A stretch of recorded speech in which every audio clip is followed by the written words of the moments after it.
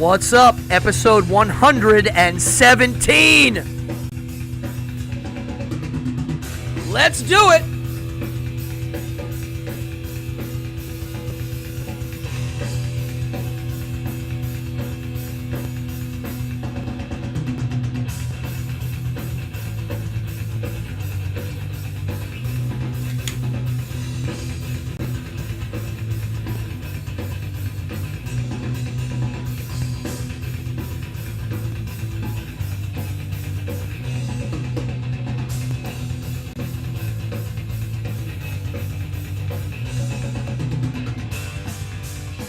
What's up, people?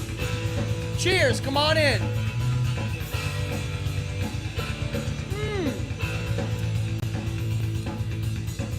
Perfect. Come on in.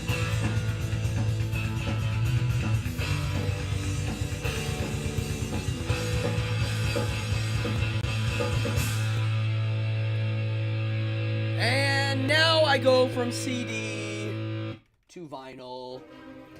Howdy, everybody. What's up? Monday. My name is Cardone. You're watching Evening Hour Live, episode 117. Cheers. I'm drinking good old-fashioned Coca-Cola right here on a Monday. And we got a huge crowd in here already. Great. Yes, you're the only guy in here that hates Mondays, Achilles. Anywho, come on in, get settled, grab a drink.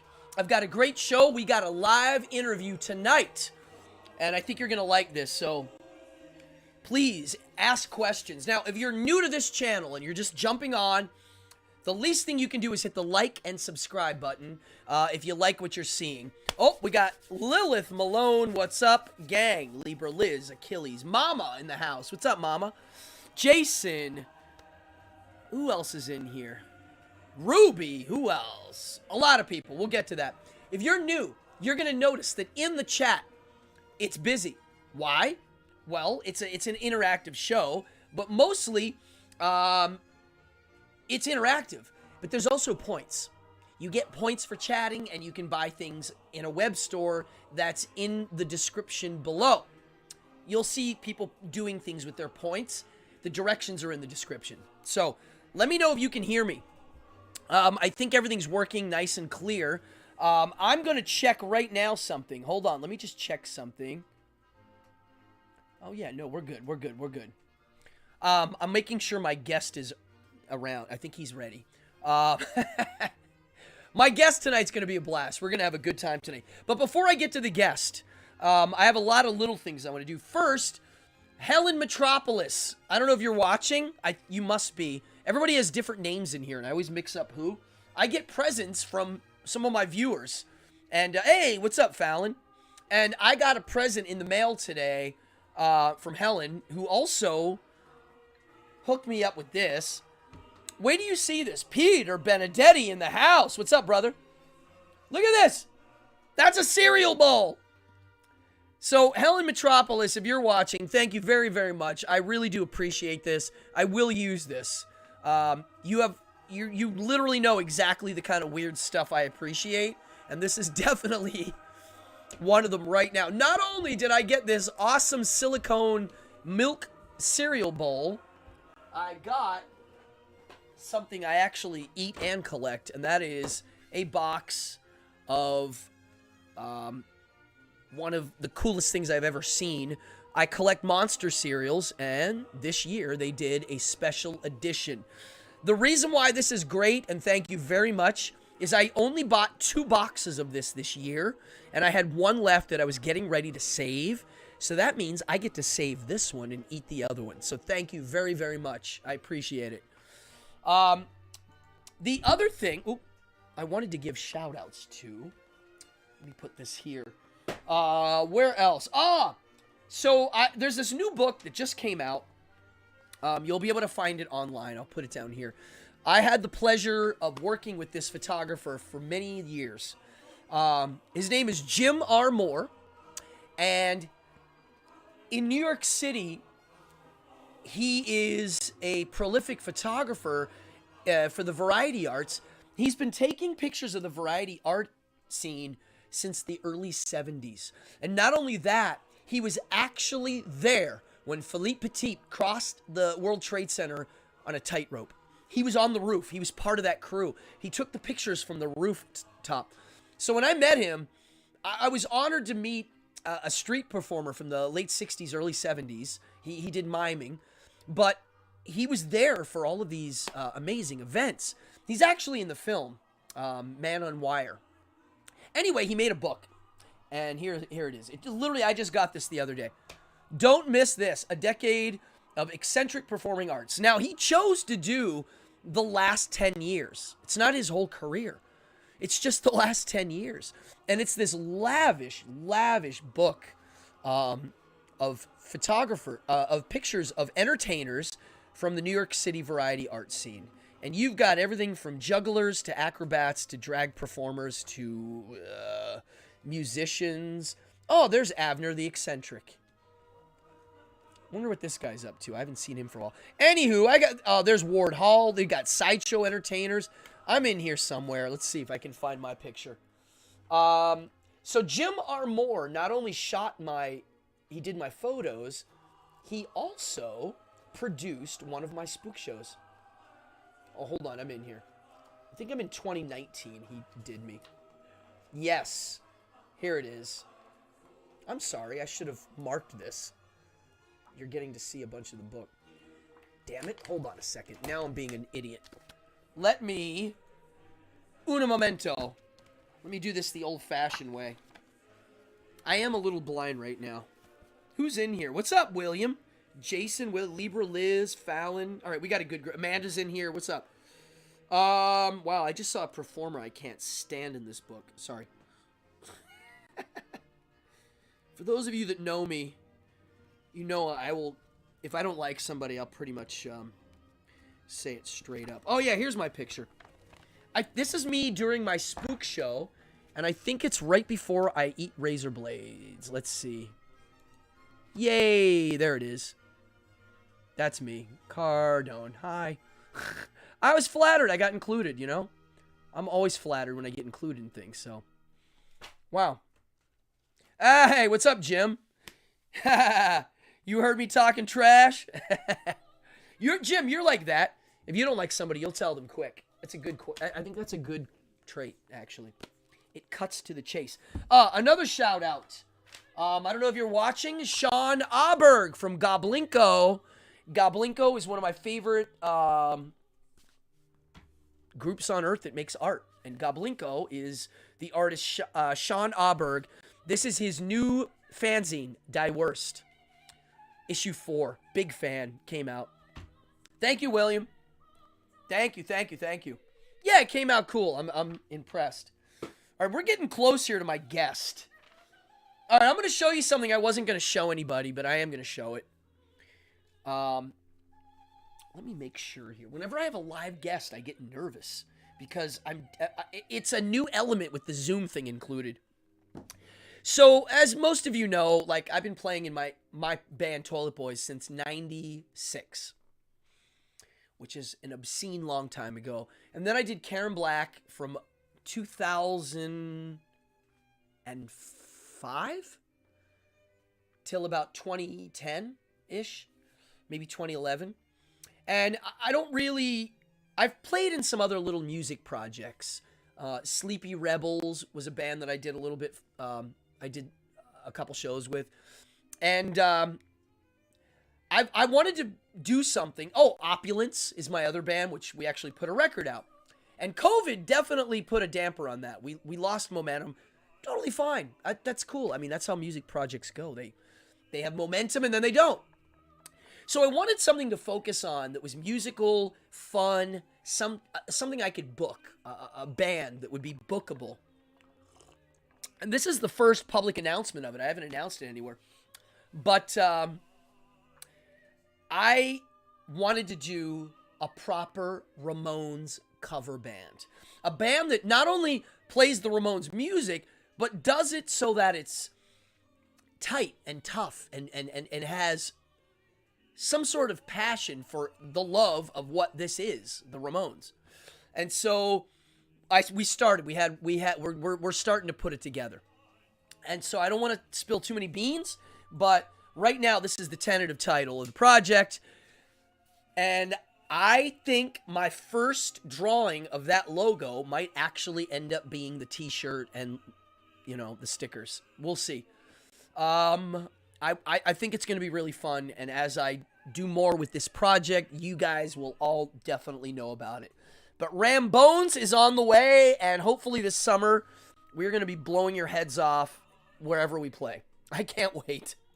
I don't want to tell anybody who else is involved. You'll see. It's going to be really fun. I wanted to play in a band where people could sing along and dance around like fools, which is what we do. Lilith Malone says, Philippe Petit has a home here in the Hudson Valley. He entertained people during the lockdown by training in the parking lot. What? Oh, he was in the parking lot of the theater, the UPAC theater. Wow, that's fantastic. He really is a living legend. He has a residency at St. John the Divine, and he has an office, and supposedly he changes the light bulbs by walking on the tight ropes there. I'm a fan. Let me see if my guest is here. Yo, he's ready. Now, Potocki, I can see you, but they can't see you yet. All right. Give me a thumbs up, Potocki, if you're ready to roll. All right, he's shaking his thumbs. I love it. All right. So our guest is ready.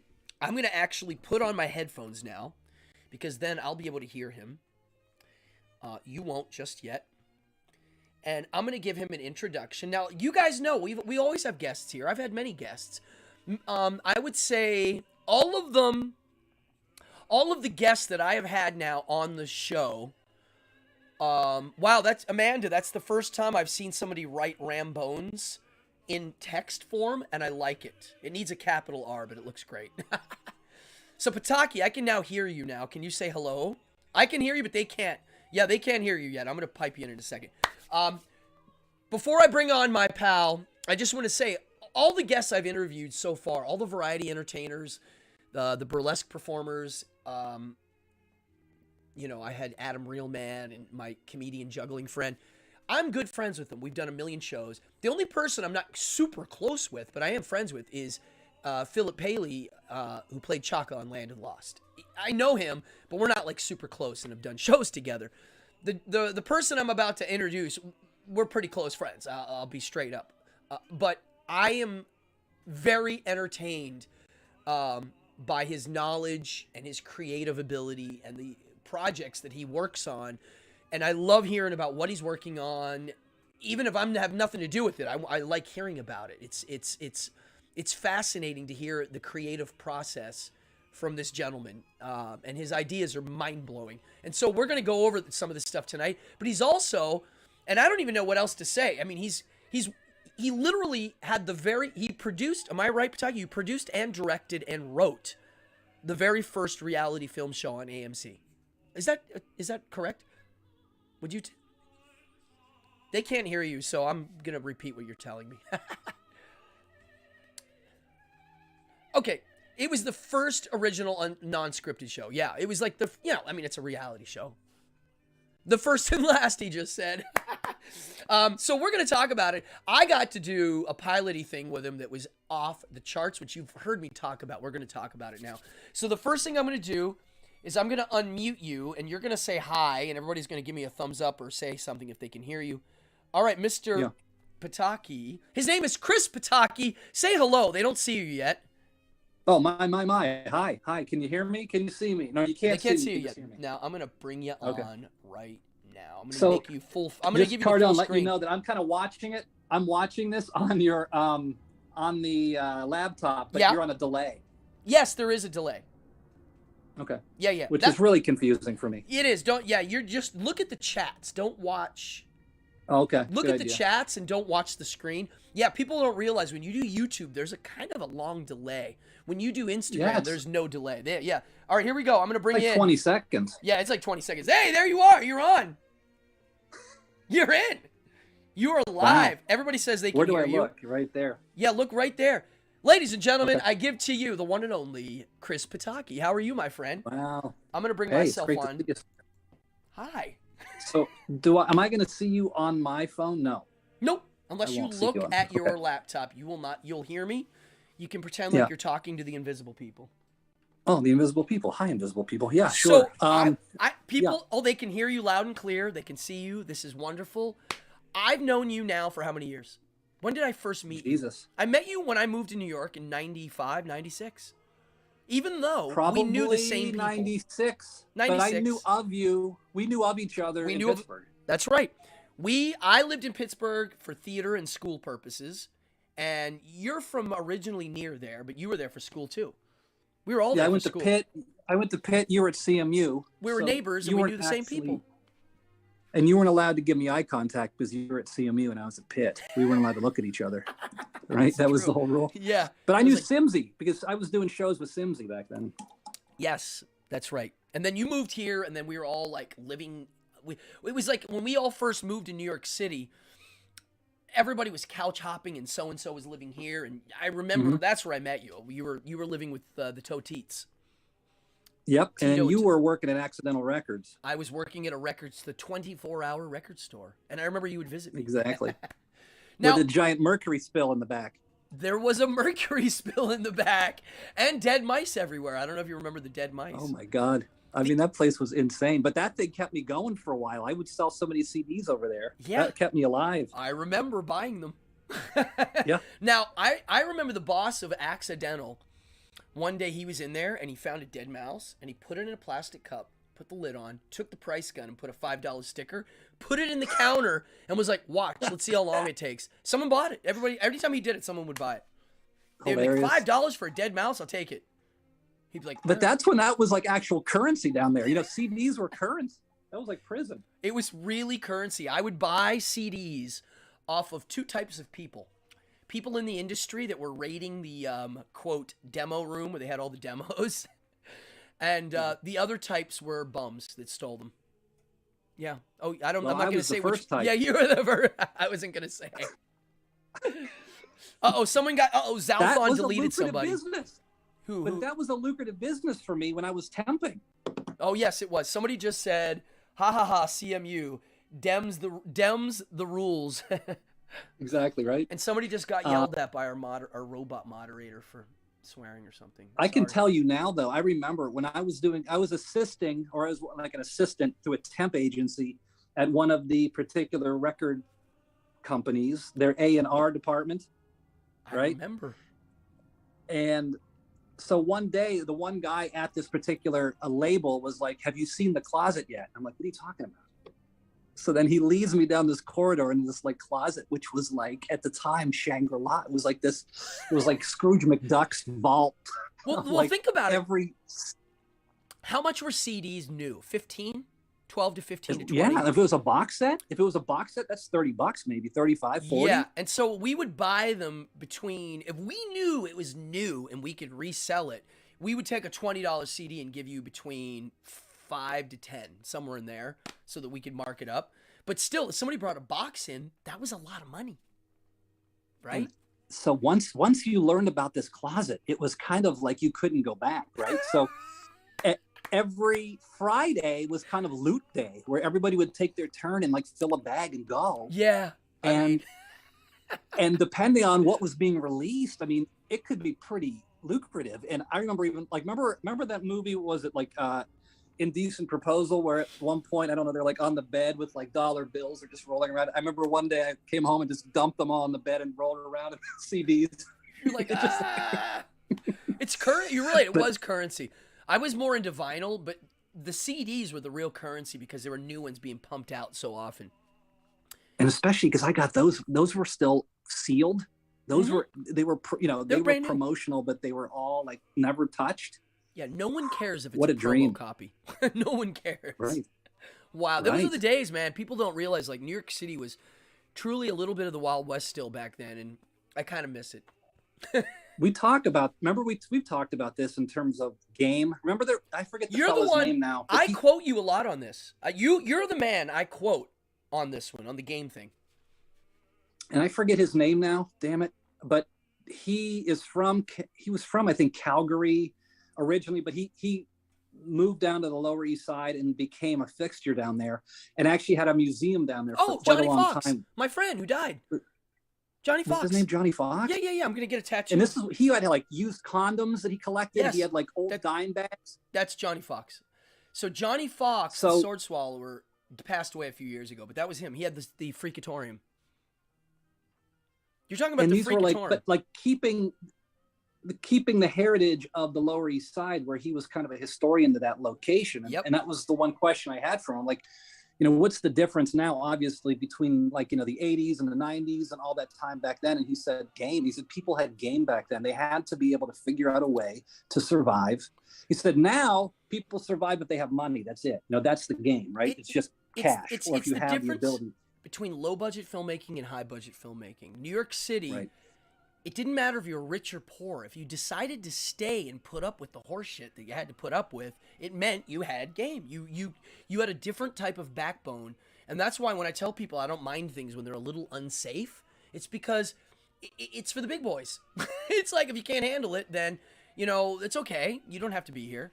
You can go somewhere else. There's plenty other places. Well, it's very Darwin too. It's just figure out the way to survive in this particular very difficult jungle, right? That's right. Not anymore. It's easy now. When it got safe, it got weird. You're right. When it got and safe, I know we quote, romanticize shit. You know, we always romanticize stuff. And, you know, oh, I walked over 4 junkies to get into my apartment. Like, you know, I know that there's a certain level of romance. At the time, it was scary. But it was, yeah. When you look back at it, though, it did hone you. Like, that's what I mean. Like, iron sharpens iron, you know? Yes, I agree. I'm sure more than half the people in this crowd will agree. It really does. And you know, so tell me, so we get into what you do, because this man is an artist of all types. When did you in New York City did the iron hit? What was your first things that you started to do on a professional level? Like, what was this? Because you've been always doing theater, and, you know, I think of you as an actor and a director. And yeah, I started doing stand-up, actually, when I first came to town. That's what I wanted to do originally. No, yeah. How did I not know that? I don't know. Yeah. Well, because it didn't last long, trust me. But you know, that's when I first came into town. I had a manager right out of the gate because I had done a bunch of like stupid contests and did stand up, you know, on a regional level. And I was okay. I just didn't have the thick skin enough. And I didn't have the personality to want to have to continuously be funny. You know what I mean? Like it's such a grind.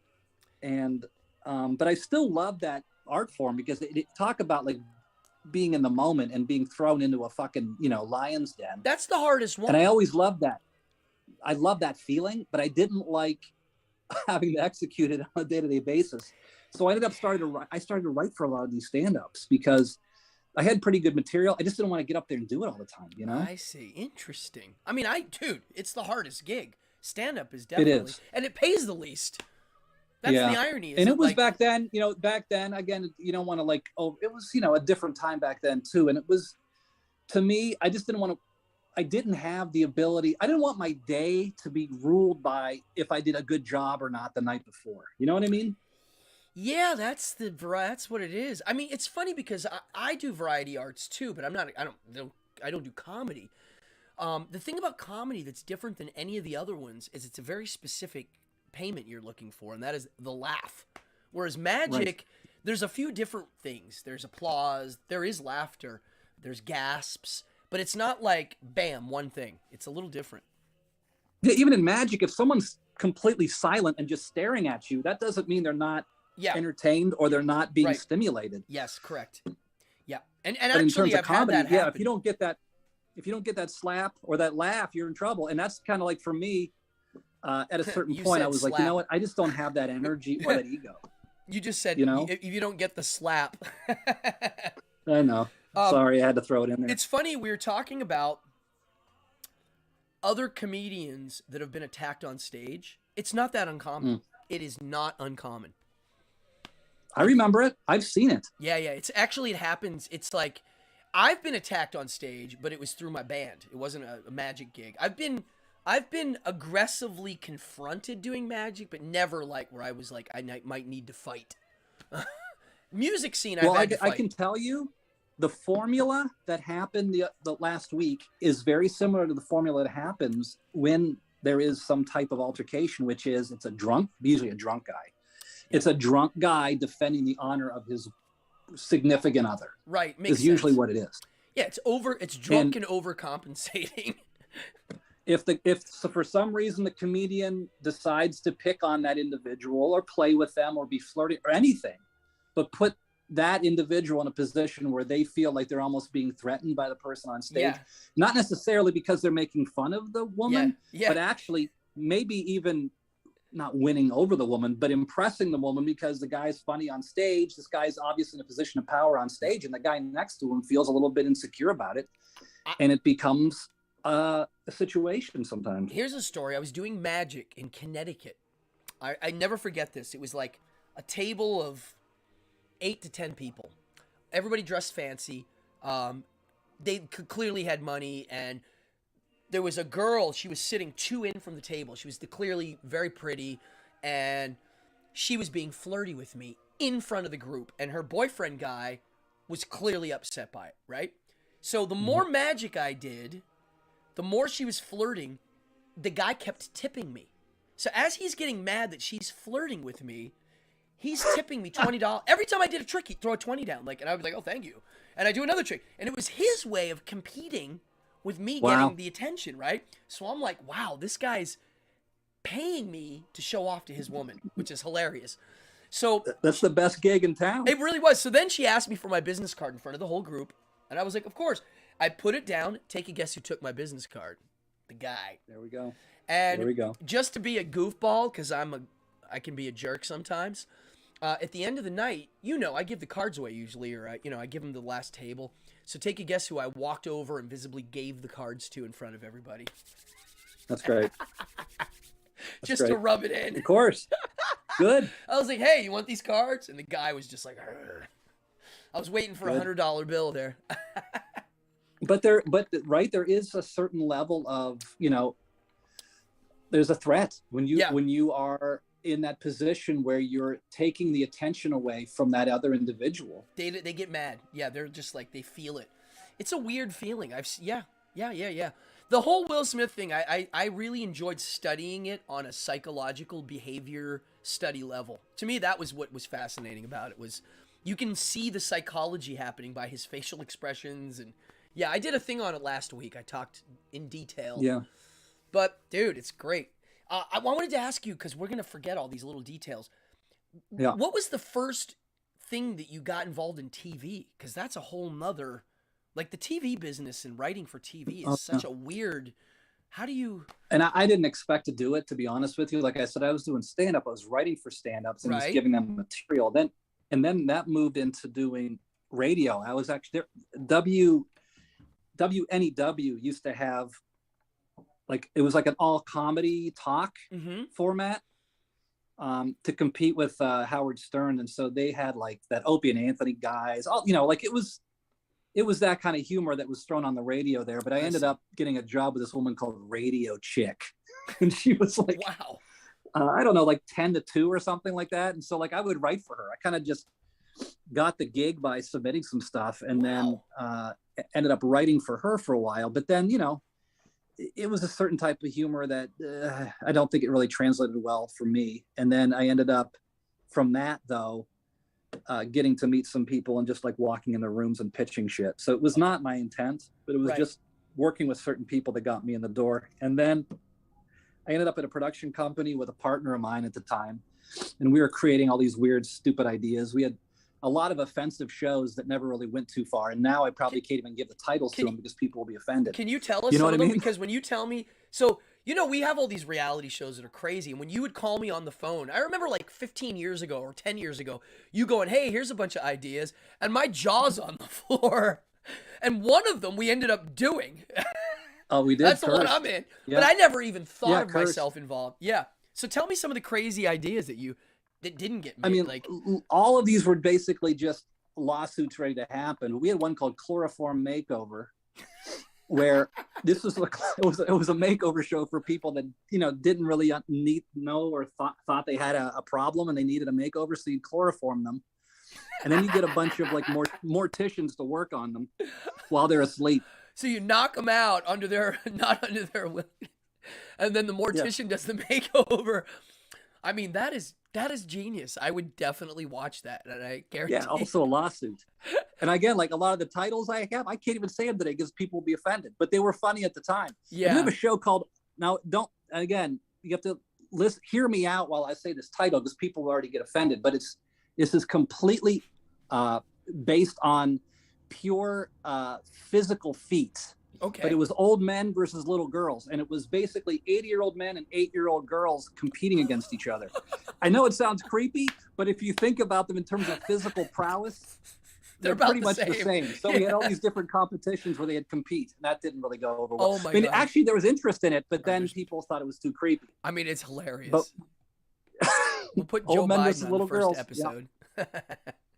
Yeah, exactly. So and that's where like Film Fakers actually came in. It was called Film Fakers. That was the show for AMC. All right, tell us about that because I've seen it, and I also know one of the co-stars, and you were in the show too. I remember seeing you. So yeah, you were in the background. It was a fucked up, meta, weird, ridiculous experience. And actually, New York Times did an article. It claimed, and I believe it. And I'm not proud of this actual show, right. But in some ways the fact that we were able to pull it off, you got to give ourselves a little bit of credit. But the truth is, it was dubbed the meanest show ever on TV by New York Times. Oh wow. Because you take 3 unsuspecting actors and you hire them for a movie that didn't really exist. It was purely a movie just to put these actors through like impossible and ridiculous hell. So we sold it as kind of like a boot camp for actors. You want to be in Hollywood, you want to be an actor, well, here's the horse shit you have to go through to be, a real actor. But we had a cast of actors playing the director, the writer, other actors in the show, stunt people, depending on the week. We had like 6 different genres for the first season. There's episodes. So we hired these young actors to be in this movie. The first one was called like Croc Park. Yeah, there's a trailer for it. I almost put it on here, but you can all see it on YouTube. Oh, if you Croc Park? Yes. Yeah, the trailer for Croc Park's on YouTube. Ridiculous. But it was like a crocodile horror film, and these 3 young actors were like, transformed. They were like lycanthropes, but they were turning into getting bit and becoming alligators. That's where Simsy played like the alligator expert and like taught them how to be alligators and stuff like that. Yes. I remember the one that I really appreciated, and the audience will like this one, but my friend who I lived with at the time, Greg Sims, and he was one of the stars on the show, on this AMC show. He, the episode where they're making a movie, and he played the producer who's clearly mafiosa. And there's an episode where he's driving the cast to the set, and he's like, "Oh, I need to get a birthday cake for the director." And so he goes to the bakery, and it's closed. So then he breaks into the bakery, and he comes out with the cake. Like, I really liked that. I thought it was funny. The thing that was mean-spirited is they didn't win anything at the end. That was the mean part. They didn't. I mean, you got to give them, again, you give them kind of like a participation award, I guess, and also the idea that they got through it. But yeah, it was mean because at the end you're basically telling them, you're not in a movie, we just fucked it with you for 3 days. But everybody was being I mean, it was such a weird like experiment in terror and stupidity because it was like our crew, but then we had people pretending to be the writer and director, but they really weren't because we had another director who directing the TV you had a real crew show. And a fake crew underneath. Yeah, I see. Yeah. And it was just beyond ridiculous. And then a horrible movie that we were still making, which was absolutely trash. And that's why I wrote these horrible movies on purpose to be horrible. And all these young actors, they would pretend to be nice to me, but that they were thinking in their head, like, this guy's the fucking worst writer ever in the history of man. They had to be nice to me the whole time. It's amazing. I've seen the show. I haven't seen, how many episodes were I think they did 6. We developed another season, but again, it got lawsuity. I think the woman there was a musical called Song Island, which was about Barbra Streisand and Neil Diamond in high school because they went to the same high school. And she was going to sue. We had her put a nose on, and then we stole the nose. Like it was just every episode, like there was just a lot of ridiculousness. Oh my God. So she was dressing up like Barbra Streisand and they put a nose on. That's great.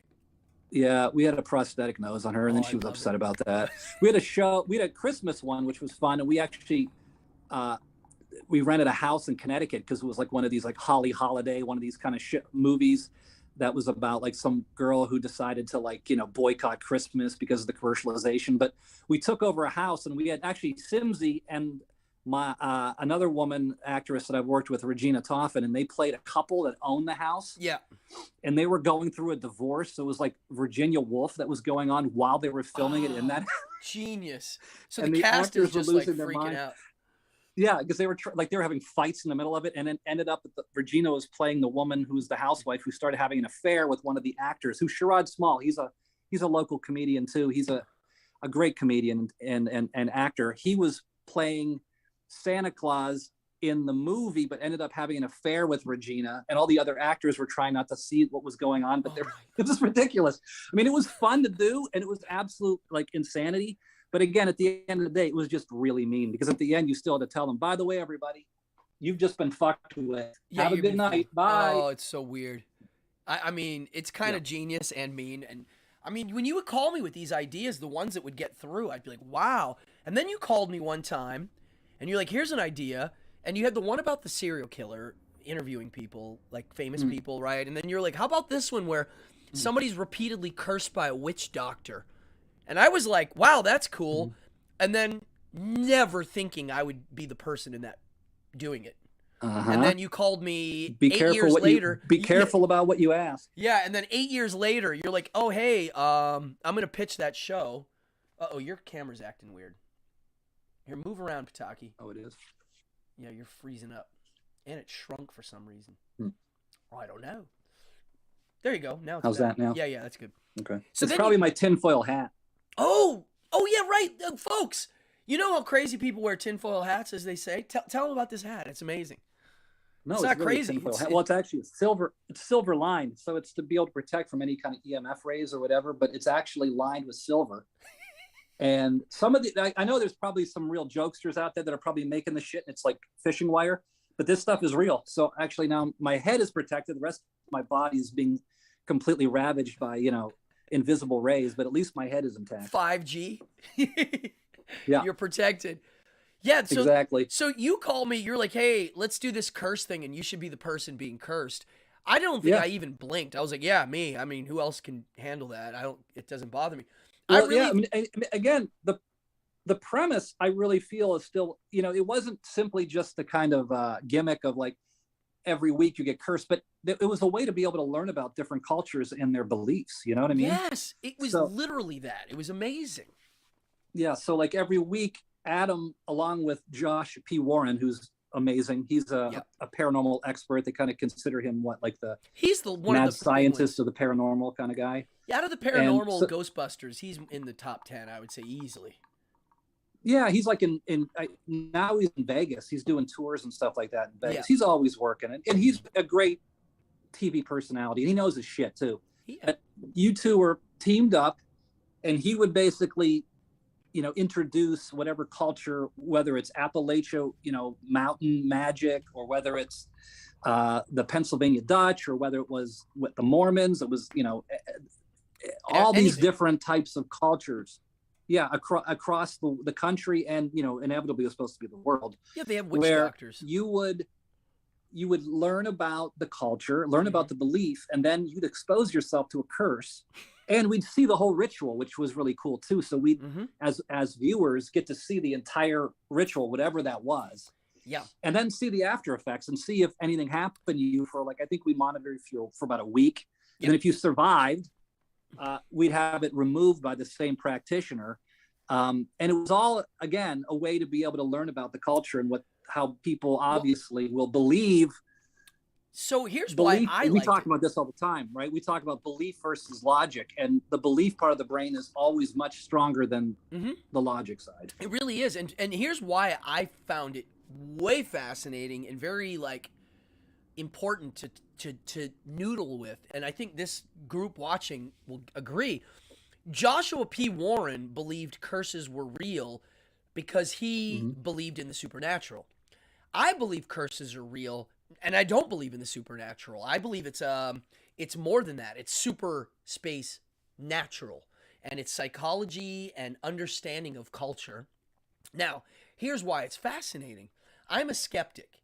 I am the skeptic type. Yet, I still believe these are real. Now, here's the trick. Me knowing I'm a skeptic, someone's cursing me, I know it's not real. I don't buy into the supernatural part, but yet I will admit there are those that can still get through.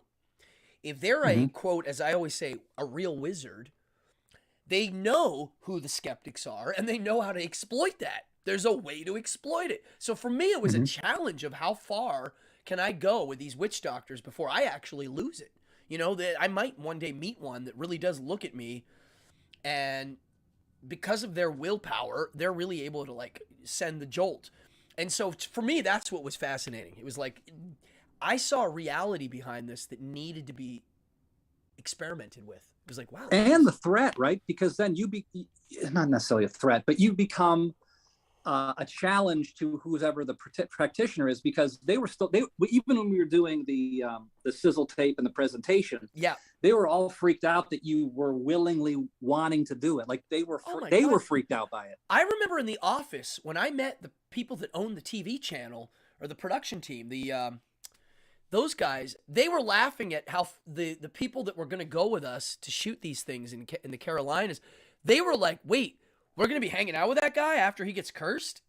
I remember Yeah, the TV, the one of the bosses there was thought it was funny, and I was like, they were freaked out, and I was like, "Wow, of course. oh my god, they're already nervous." Like, And of holy course, crap! and I think we were touching upon that people, they talk about UFOs, you talk about like cryptozoology, you talk about like ghosts, Yeah, and people, they kind of roll their eyes, and some people believe, but when you mention curses, the majority of people will go, I'm not messing with that. Like I don't want to buy into that. I'm not yeah. touching it, you know. I think people know in their subconscious that their subconscious is powerful. Even if they're skeptics, they're like, Mm-hmm. I don't deal with that. I don't want to open a can of worms, you know. And to Right, why me, ask for it? yeah, why ask for it? Why would you bother? It's not needed. I'm the opposite. When I was little and I heard that if you go in the mirror at midnight and say Bloody Mary, she's going to come out and kill you, I went and did it. I was like, ooh, let me get the mirror. Let's Well, go. that's why you were the only person in America that could host that show. Yeah, yeah. I was like, give me the knife and the thing and the candle. Let's go. I was I was an occult masochist when I was a kid. Yeah, well, that's why you were perfect for this, and because you're also a master magician, and too, so like to be able to know the difference between what's being done or what kind of gimmickry is being used on you in Yep. comparison to stuff that's really actually happening. Yeah, because if you add gimmickry to the Gimmickry. stunt and it's unknown, yeah, you've just enhanced it. You know, those are the convincers. That's where magic tricks came from. You know, they're the convincer to the mind melt, if you want to call it. You know, it's And amazing. you were watching, like you were able to tell, like again within ritual, we talk about ritual a lot Hmm. too, right? And that's the one thing you were saying too. Like within ritual, there are certain tried and true techniques that are used that actually, again, whether it's to convince somebody of something or to make them think in a certain way, there are certain techniques that do seem to be used repetitively but also work, whether Yeah. it's, I mean, the way they voice, the way they put their words together, or the way they say something, the way that they might approach you in terms of, like, I don't know, even like physical gestures and stuff, Yep. but a lot of those things are All of it. triggers, right? All of it. Now, Yeah. someone once asked me, this is a very kind of meta question. I think you'll like this. People go, oh, do you believe in Reiki? Now, for me, Reiki and faith healing are the same thing. One, Christians like, and the other one, hipsters like. But to me, they're the same thing. If you watch people doing Reiki, they're just literally flipping their arms around and all this stuff's supposed to happen. Now, someone asked me if I believed Reiki was real. Now, if I believe Reiki is the same as faith healing, you'd think my answer would be no, I don't think it's real. That's what a skeptic would say, right? My answer is Yeah. way more intense than that, because I'm like, look, I would say 99% of people doing Reiki aren't real. It's nothing. It's literally this with their arms, and they're running the motions. But the 1% of real wizards doing Reiki, and I use that word wizard as the Wizard of Oz wizard, they are real and it is effective. You Okay. know, Yeah. because I mean, because if you add in there voice, speech, clothing, the room, the energy, the theatrics, the ritual, the intention, the reputation, that person reputation. gets results. Yeah. They could, Reputation's big. that's the Like even for biggest. this show, the people that you were going to go to that would be putting any type of, throwing a curse on you or throwing that type of energy on you, Yeah. all of those individuals that you were going to work with had a reputation. I mean, they obviously were doing something, I don't want to say right, but something effective that allowed them to have that reputation to be that person who'd be doing it to you, you know? Yeah. Oh no, I really thought that whole subject to me is one of the most fascinating things. Now, Well, we'll still try to, listen, there's always a chance to resurface or re-explore. That's the one thing about TV. They like to say no until they're just afraid to do anything that's new until it's been done before. well, Then that's they why if want to this kind show of ever take got a budget, I would definitely that kind of stuff could happen. I mean, it would be a great little segment for sure. exactly. Yeah, it would need a budget, but it's definitely something that I would do. I think it's a very cool thing to learn about. I mean, just for learning purposes, it's endless. The culture stuff. The landscape of unscripted TV's changed a lot too now because during that time, and everybody can attest to this, whoever's turned on a TV and watched it for a little bit of time, is that there was that whole, rush of like reality horseshit that, it was all scripted. And what happened was there became a real backlash. So a lot of these networks who were like, funding a lot of these shows, these production companies were obviously manipulating, creating to the point where, again, there was a lot of litigation that took place. And before you know it, lawsuits. Yeah. So those shows back then obviously probably wouldn't exist now because there is a lot of these networks, it's more lawyers than creative people now for sure. And so anything that you pitch now in terms of unscripted or reality definitely is like vetted, re-vetted, checked to make sure it's authentic, and then rechecked. So like anything that you're going to pitch now, that's why true crime is still kind of big, is because for the most part, you can't really fake that shit like it happened already. Yeah. So, I see. The and lawsuit's less because here it is. You're just reading the news.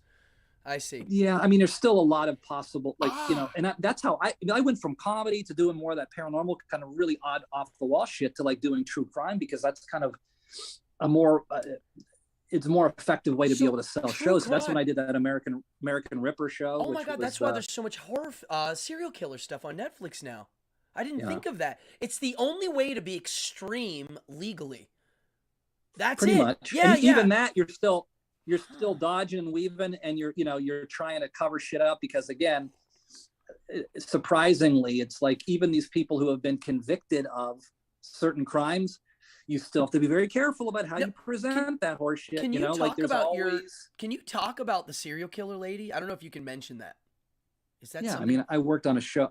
Because this is fascinating. Actually, through the American Ripper show, which was about Jack the Ripper. It was actually with a guy named Jeff Mudgett, who his great grandfather was H.H. Holmes. Wow.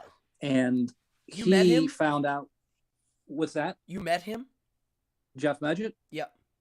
Oh yeah, Jeff was the one that I actually pitched the show with. So it was his idea. Yeah, it was. He wrote a book about being, having to kind of like deal with the aftermath of like finding out that his great grandfather was this, the first American serial killer, and did he carry the sins of his fathers with him? Like he went through this whole kind of like, what the fuck kind of, Yeah. and he found out when he was in his 40s. It wasn't like something he kind of like grew up with and just kind of became normalized. Like he had the at horror 45. hotel. Yeah. H.H. Holmes was the guy during the, the Devil in the White City, during the World's Fair, killed several women, and built this whole kind of like horror hotel that had a whole bunch of horse shit. And I mean, like there were chutes and there were gas chambers, and he would like, He was, take the bodies designed down to kill people, right? Yeah, and to sell them. I mean, it was always a business deal mostly. You know what I mean? Because he was a doctor. He knew he could sell those skeletons for a good price. Wow. But long story short, he kind of started doing more exploration about his great grandfather, and then he started tying that into Jack the Ripper and how, like, wow, wait a minute, it looks like my great grandfather went to England during this time while the Whitechapel murder, and so like there was this real potentially this interesting storyline of like maybe it's the same person. So we went down that road, with this CIA operative named Amaryllis Fox, who she's a really great TV personality. She ended up marrying Kennedy now, so she's off doing her own thing. But she yeah. had definitely, like, it was a good combination, and they kind of just explored it. But again, the network got nervous. That's all I can tell you. They, as most networks do. I can't really get into most of that stuff because of legal stuff. But it's a really good idea get laid to waste because too many people get nervous. Clearly. But then I ended up working on this show about this female serial killer who ended up, pretty much killing a man that she was having an affair with, but also inevitably with her husband, who she was doing the majority of the killings with. They were kind of a team. Wow. And she's still in prison. She still sends me pictures because she wants me to do a show about the supposed 23 other victims that we don't know about yet. 23? Wow. It changes depending on her mood. Yeah, you got to hang out with her. I remember when you were hanging out with her for this stuff and you were like around her. To me, that was hanging out with her. I mean, I use that term loosely, but I was definitely in the jail talking to her. Wow. And then I ended up interviewing her. And she was just she was like a female Hannibal Lecter. I mean, she went to Purdue. Yeah, she went to Purdue to study forensic science, not to be able to help people, but to use that information to her advantage. Wow. That is amazing. Oh, yeah. I mean, there's stories about this one. And then again, like she still bugs me to want to be like Hannibal Lecter for this series where she's kind of giving the two people who ended up putting her behind bars. She wants to be kind of the Hannibal Lecter, giving them tidbits, like throwing breadcrumbs at them to try to figure out where these other bodies are. Wow. Oh, it says your bandwidth is low, whatever that means. Oh, well, no, that's been an issue I've had for years. I think I have low bandwidth in my mind. That's what I'm saying. Maybe that'll help. It's maybe it's sending off. Yeah, it's probably reflectively sending up weird signals or something. Tell me, what do you foresee in the future? Like, what do you? And people in here, if you have questions, fire away because this guy knows his stuff. Where do you see the reality business going? Because to me, it looks like this. You had pro wrestling. Hey, they don't say reality anymore. They don't say reality. Oh, they don't say reality TV. They say unscripted. Right. That's interesting because I mean, there's two. Basically, it's been split up like a lot of things. You know how music kind of splits up into all these different offshoots. Yeah. Reality, you have competitive reality, right? You have the competition stuff. Yes, contests. So that's a separate thing altogether. You know, Dancing with the Stars or Drag Race or whatever the hell. But even The Bachelor, like all that stuff is separate. That's they're game reality shows. Competition. Yeah, with real people. And then you have Survivor, all that shit. And then you have the unscripted stuff, which is technically docudrama, shows that supposedly are giving you that kind of fly on the wall. Tiger King. Watching things unfold. Tiger King. Yeah, Lion King. I mean, even though that was horribly fabricated, but yes. Right. Yeah. But in terms of the future of it, it goes back to how authentic is the storytelling basically now. Everything has to be rolled up in some kind of organic tissue. It can't just be a talking head talking about a subject matter. It really has to be usually following somebody who's already been immersed in the story. Right. And then, doing their best to kind of capture whatever's going on in real time. Now here's something. Which is not easy to do. No, that's really hard. Now, what about, because I noticed, in the, 2010 to now, the reality show or whatever, unscripted shows started to get to the point where even a show like Pawn Stars, right? I mean, it's a pawn shop. People you could tell it was scripted. It got to be where, clearly you could see the producers going, okay, today on Pawn Stars, this fake thing is going to happen. And it was clearly all right, we all know that that's not real. Well, I can tell you this because the show's not on anymore, but anything that anybody's bringing into the actual shop, those people, let's just put it this way, majority of those people were just asked on the street to grab this item and walk in with it. Right. They go, here, walk in and sell us this. Now, in their defense, if you wanted to film Pawn Shop and make an episode of good things happening, it would probably take 6 months to get one episode, right? Just to that show would never happen. That's what I'm saying. These shows wouldn't even happen. No. that was it was a time in history where everybody should enjoy it because it was what it was. But it jumped the Pawn Star Shark or whatever you want to call it. But you can't go back to that. And again, Oh, look at the the chat. good thing about all that stuff is that it did create. It made scripted have to actually like step up. Yeah, it had to be good. Well, look what Fallon just wrote. I did some work with an older sci-fi show, Scare Tactics, which I've seen, Fallon. One of the people on it did sue for actual trauma over a fake alien abduction. Yeah, there it is. I heard about that. Oh, you did? Yeah. Oh, there you go. Oh yeah. Wow. And that's so not Fallon, the only cool. suit. There's been several suits with that because again, like these people, they're scaring the shit out of them, and it's a great show. Yeah, but I saw at the end of the day, it's just so our world right now, it's just too delicate to be able to play with on that level. Yeah, and again, when you're putting somebody on television, that's the problem. Is when you are broadcasting this individual's reaction or putting them in a position where they are looked at as a target. Here you go. It's no longer something it's just not a safe way to go anymore. Oh, here's somebody. If there's somebody was on Oddities and they said it was confirmed it was staged. Oddities tried to get me. They called me and go, hey, we know ventriloquist stuff. We got a dummy. We just need somebody to come in and tell us what it is. Well, I know what it was. It was a Juro celebrity doll. I was like, hey, I got it. I actually collect them. I have them. And they were like, oh yeah, no pay.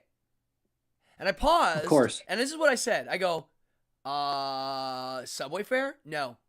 And then I jokingly went, cup of coffee? And they were like, no. And I went, well, then you're not getting me. I hung up on them. I was like, oh my God. I was just joking. I probably would have done it if he were like, yeah, we'll buy you coffee.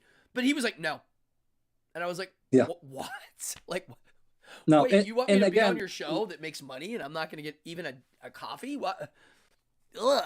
Listen, that, and this is I'm allowed to talk about it because I was a part of it. And I have to admit it, I'm no hero here.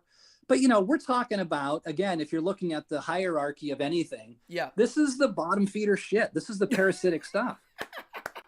Yeah, this is the real guy here, folks. He's giving it to you straight. Like, he knows. So, so who is going to play in that bottom of the barrel kind of well, probably people who are going to say shit like that to you. You know what I mean? Like, but what kind of producer thinks they're going to get anything out of saying something like that to a talent that's worth their salt? You know what I mean? It's ridiculous. It's terrible. I look at it like this. In the 1950s to the 1970s, people debated whether wrestling was real. By the time we were little kids, it was still debated. But by the mid-'80s, I mean, most normal human beings were like, yes, it's choreographed and they pretend it's real. It's its own art form. To me now, the reality shows that have modeled after wrestling are not only reality to TV, people kind of know are staged, and even the contests, but the news. Things like the news, people go, wow, they manipulate things to make it go. Yeah. Or Maury Povich and what do you call it? Jerry Springer and all that stuff. We all now know it's rigged. It's common knowledge. People still watch that shit, though. That's the thing is, like, they people are still willing. If you're pitching a show, I remember pitching to a lot of networks, and I was trying to be clever all the time and come up with all these interesting concepts. And they like to call it take home. Right. Where you take home like an idea or something, people are going to learn something. But the majority of people, when they get down to it at the end of the day, they would tell me that, listen, our audiences don't want to think.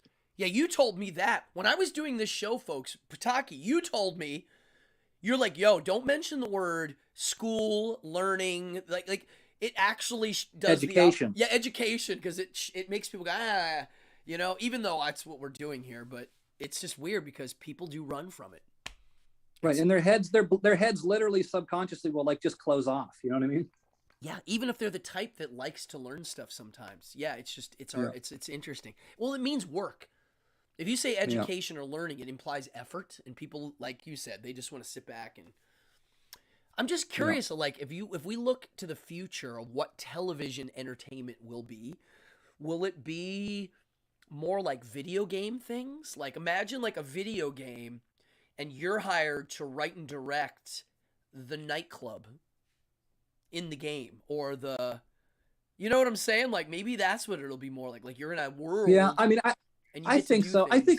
I think people, what really became successful, and I don't know, I kind of have stepped away a little bit, but they had that show that kind of again changed the dynamic of a lot of reality, which was PD Live. A&E did this, where it was like covering about 5 or 6 different police departments. Ooh. And they would be live with them. So on like 2 or 3 nights a week, they'd be on live and like have like, have a studio, but then they'd be cutting, we're going to go down to Tucson right now and somebody's being pulled over, looks like a drunk driver. And there would be cameras live in real time. Wow. Covering so all of the shit that was going on. It'd be the show Cops. Exactly. But live. So wait, that happened or that right. they were talking about it making it happen? No. And I'm not sure if it's still on the air, but this is the thing that kind of like revolutionized again the next thing, which is like, how do we do something in real time where it makes it much more interesting to watch now with the streaming world and stuff like that? What can make something like worth the Academy watching Awards in the moment? Exactly. Yeah, there's one there. That's the true, and sports and things like news and sports are always going to sell because it's happening in the moment. Oh, I see. News and sports. Well, look at YouTube, right? I mean, we're doing right now. It's live. I wouldn't do these if they weren't live. Yeah. Like we're on live. We had and there's something that they're trying to figure out how do you tell stories that are in the moment that are still going to be compelling and interesting. Yeah. But actually authentic in the moment. So that's what they've been trying to like play with and see what works. So that's where they're leading. They know that the live moment thing is what sells. That's interesting. Authentic and live. Authentic and live. I'm gonna think about that just for my own. Like that's interesting. I mean, remember the Evil Knievel. I mean, perfect example. Which one? There's a lot of these like Evil Knievel. They want like those kind of things too, which are like one-off events. Well, that was David Blaine did one every year for a solid 8 years. He would do a one-off Evil Knievel stunt. Yeah, I get why they would want that. It's easy to pull together. It's easy. It's easier, and people. Well, it's one show. Yep. It's one show, right? Mm-hmm. And then, also, you can sell advertising for one event. You know what I mean? It's hard to sell an entire series. Yeah, I got you. It makes sense. Interesting. You play that up, right? You're like, one time only, the kind of the Shark Week horse shit that they play with a lot, but it's the same thing, but it's live. Now, so, that's what I would think. Interesting. Would probably, anything else that you're immersing yourself into a world that's dangerous. They always love that stuff. Yeah. Someone put, live ghost hunters on Halloween, which they did do. Yeah. Yeah, they did that. Yeah. And and again, I've worked on several of those types of shows too, and I can tell you some stories of how not live it is. Yeah, unfortunately. Well, the group here knows what you mean without you even saying. Yeah, I'm sure. Now, what about fiction script stuff on your end? Because whenever you give me ideas of your reality stuff, you equally give me stuff on your narrative stories that you put together. Because I know you're working on something right now. And, I am. Yeah, and I know a little bit about it. With a certain cousin of mine who's in it, which is great. Speaking of your cousin, and I almost forgot to mention this, I'm a major fan of some of your family members. And do you mind if I mention them here? Not at all. I'm a fan of them too. He's a fan too. And I think we should end on this because this is a cool little thing to end it on. When I met you, I didn't know right away who some of your family members were, but this group in here will appreciate this a lot because they know exactly who these people are. We've all seen Night of the Living Dead, Day of the Dead, Dawn of the Dead, and all these movies. Chris Potocki, your uncle, tell him who your uncle and your aunt are because... Okay, yeah. So my uncle... I never met your uncle. My uncle through marriage. So it was my great aunt's husband. Yes. But even though it was just through marriage, he was quite an amazing inspiration and such an amazing guy. And so everything I did, he was so very supportive of. Was Chili Billy. He used to do the Saturday night horror show in Pittsburgh. And so like through the 60s, 70s, and even in the 80s, he was, the late night horror show host. And then when Romero did Night of the Living Dead, my uncle really championed that movie because, when it came out, it was such an independent, he had, George didn't have anyone to really champion that. He didn't. That project. And so he would come on to my uncle's show and they would have showings in like local but your uncle's in the movie. He's the reporter. He is, he's in the scene where the guy goes, they're all messed up. I mean, everybody. Yeah, he plays himself. He plays himself. Cardille. He's Bill Cardille. He was a newscaster first, right? Did he? Well, he started studio wrestling. He was the first, like, Mean Gene Oberlin. What? That's what Yeah, oh because my. Oh, here, people knows. remember Look, that. Fallon knows Remember who Bill Cardille is.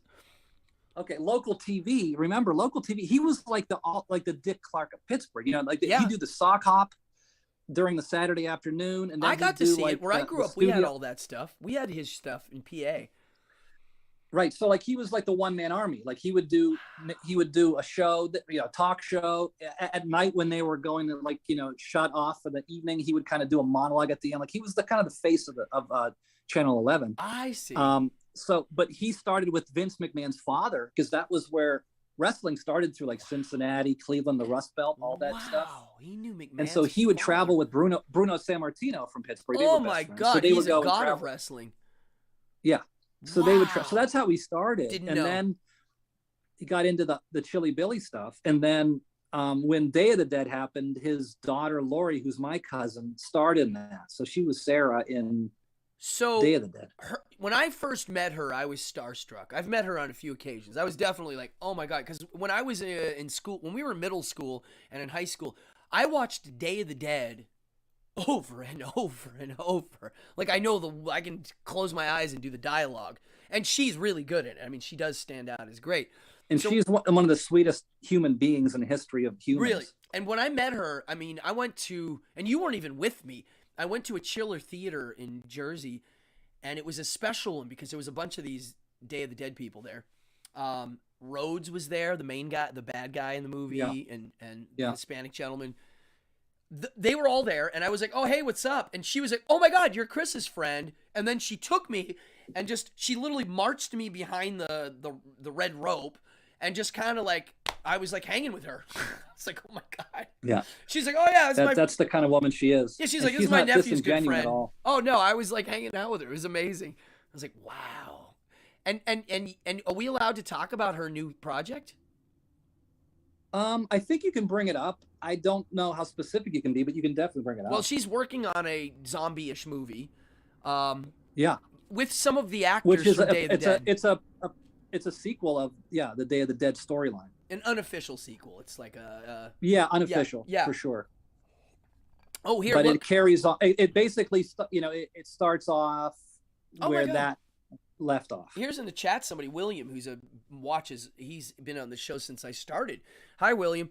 It says, my grandfather Ray Crowley made the hot rod coffin car prop for the vampire TV show Sir Graves Ghostly's Ghastly's Presents. So that was probably whatever state you're in, their version of the Chili Billy, because they were all local. Oh yeah, I've heard of him. Yep. And he's actually one of the big guys too. He was a Detroit guy, right? Is there a book on horror hosts? There's gotta be. I was actually listening. Coast to Coast AM the other night was talking about it. They had a guy who's out of Pennsylvania. His name's like Dr. Lobo or something, but he does a show about that stuff, and he has a book out about them. He actually brought up my uncle on the show. I mean, Elvira, Vampira, Zachary, Chili Billy, Goulari. Remember him? Oh yeah. I mean, every area had these things. We had one called Shock Theater. I don't know what that was, a PA thing. There was a bunch of them. They're a part Goulari, that guy, he became the voice of ABC.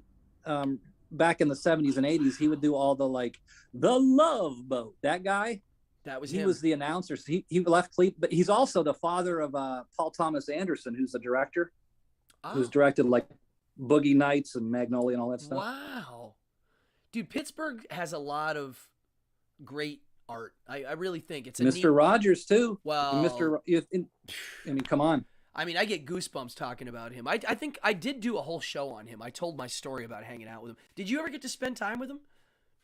I was around his set, and I knew a lot of people who worked with him. I know a good Lori story, though. Lori, at a certain point, was having a tough day or whatever, and she went to the station because her husband. Lori's your aunt that's my cousin. Your cousin that's in Day of the Dead. Yeah, okay. Correct. So her husband worked at QED, and this is when Fred was still doing a show, and she went to QED one day to see him, and there was Fred in the hallway, and she was just having a rough day. She was just one of those days, and he could see it. And Fred's like, "Lori, how are you?" And she's like, "Not the best." You imagine saying this to Mr. Rogers? Yeah, Mr. Rogers, just not the best day. And he just gave her the biggest hug, and he said, "Lori, you're enough. Can you imagine like Mr. Rogers telling you that? I mean, Like, I was around him for a few weeks because we were doing a CMU project, and he was just there. So we would be yeah. like doing some bologna, or I'd be eating a sandwich in the hall, and he was just there. And I'm like, oh my God, he's hanging out. I mean, I was losing my mind the whole time. I put him in the top 3 most influential human beings of my whole life. Yeah, so to even just be near him. Talk about a wizard, right? Talk about a real wizard. Okay, you're right. He's a real wizard. He was the frame of reality when he was around. He showed up and he changed the whole everything around. Yes. And in an environment where he wasn't just kind of like taking on the energy that was already there. I mean, it's Pittsburgh. Come on. Like he conjured that. Yeah. There was nothing like it. Wow. Nothing. I mean, the guy created public television. He created public television. Yeah, modern public TV. And people don't know this, but his original budget for the Mr. Rogers Show was $30 an episode. And it was a woman host, and he was hired just to build props and make puppets. And she left, and then he started doing it. But the budget was $30. And he's like, I'll do it.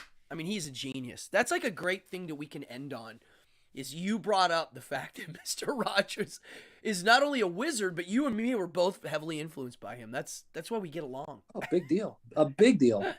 And again, when you look at those people who come from really not more humble environments, who are able to create and like redefine, that to me is a true wizard. And again, nothing against being in the bigger cities and having all the resources, but when you see these people who literally come from an environment where it's almost opposing what they're trying to do. Yes.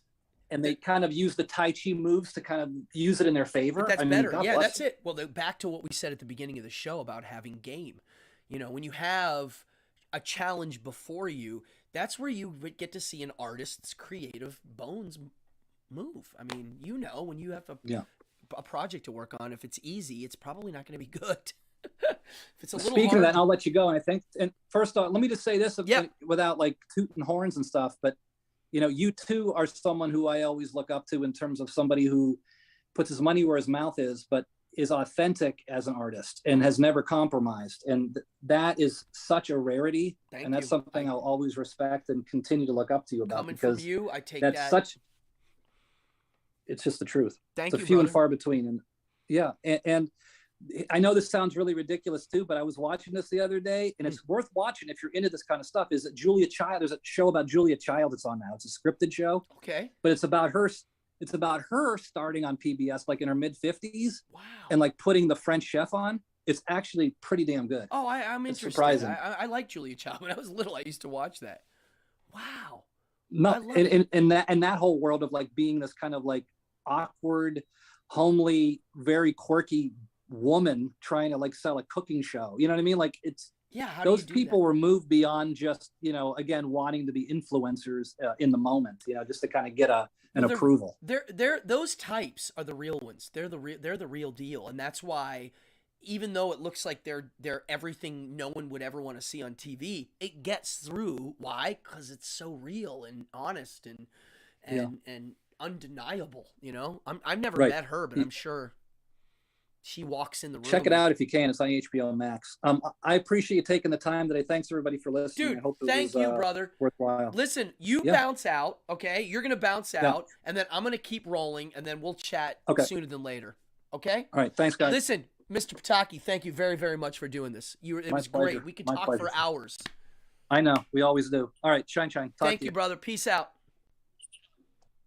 Chris Potocki. Live cam. Hey. Wow, folks. I'm going to take my headpiece off. And I'm also going to, hold on. I'm doing a couple little things here. I'm ending my Zoom meeting because I can. And now I'm back on. Wow, folks. I hope you like that because you literally got to hear, let me take this out now. You got to hear some crazy cool stuff from him. He really is an amazing person. He's had his hands on so many different creative things, and he is the writer though. He's like he's the genesis of a lot of these ideas. You know, that's why somebody like him just can't be an actor. He has to create from scratch, which is what he does. It was an honor to have you here. If you're watching, Potocki, thank you. I'm done. I've been talking for a long time. It's after 9, and it's Monday, and I want to go party. And so I want to thank everybody in here. At one point, we had over 30 people in here, which was cool. Keep it coming. If you're watching this show, the least you can do is hit the stupid like, the subscribe, and the notify. If you're the donating type, hallelujah, I take donations. They go right in to everything I do. I perform full time, and so cool. If you donate, great. If not, it's fine. I get it. A lot of people are broke now. The least you can do, just hit the like button, hit the subscribe, tell your friends. I do these every week. Sometimes I do more than one a week. And subscribe to my Instagram, Cardone Magic, and I supplement this with that. And I do live stuff on there occasionally. Whew. Wow. Jason, William, everybody in here, thank you. I love doing these interviews. I've got the coolest friends in the world, and I like introducing them to you guys. So thank you. William, thank you very much for being in here. Jason, everybody. I'm not going to go through the list of who's in here. Peter. Cool. I'm out.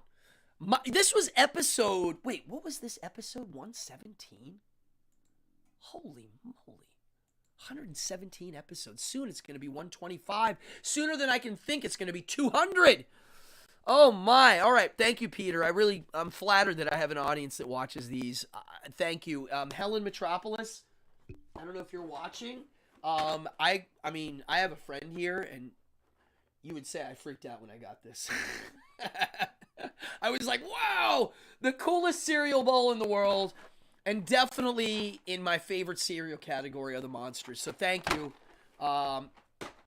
People, it's Monday. Go have fun. It's the first day of the week. It's the best day of the week. Party on. I'm going to bounce us out with the end credits, and I'll see you around. Thank you very much, everybody. Bye-bye.